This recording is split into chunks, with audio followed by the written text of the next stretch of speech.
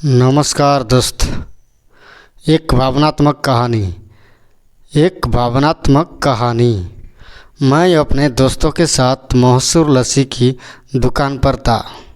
हमने लस्सी का ऑर्डर दिया था। हम सभी यारों दोस्त हंसी टिटली कर रहे थे।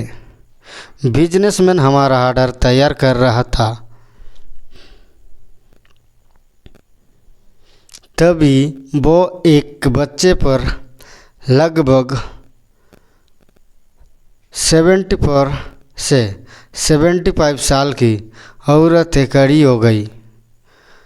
भयानक थी, चेहरे पर भूख साफ नजर आ रही थी। आंखें चेहरे के अंदर घुसी हुई थी, लेकिन आंख में पानी चमक रही थी।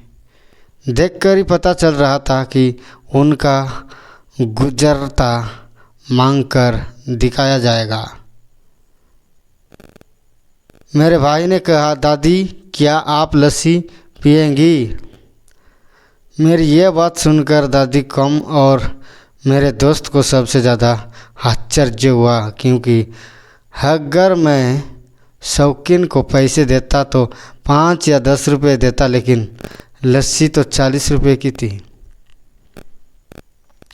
बूढ़ी औरत इली चाहते हुए हाँ बोली और उन्होंने अपनी मुट्ठी में 15 रुपये मांगे कर हिताते थे मुझे मेरी ओर से सुझाव दिया।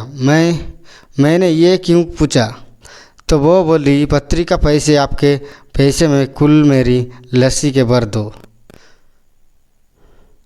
फाइल देखकर मैं भावुक हो गया तो पहले ही हो गया था, पर उनकी बात सुनकर मेरी आँख लग गई और गला भर आया। मैंने बिप्तिया को एक लस्सी बढ़ाने के लिए कहा गया।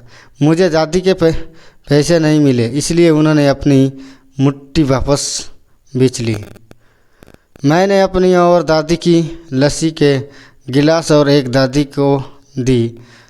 मैं और मेरे दोस्त कुर्सी पर बैठे थे और दादी हमारे सामने ज़मीन पर बैठी थी। मैं आपको लाचार और गरीब महसूस करने लगा, क्योंकि उद्योगपति मेरे दोस्त और विश्राम के ग्राहक कुछ बोल ना दे, इसलिए मेरी दादी को कुर्सी पर बैठने के लिए जगह नहीं मिली।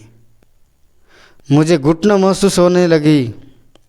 मैं कुर्सी से उठा और दादी के पास ज़मीन पर बैठ गया। ऐसा करने के लिए मैं आज़ाद था और इसमें किसी को कोई परेशानी नहीं हुई। इसका भी कोई सवाल नहीं था।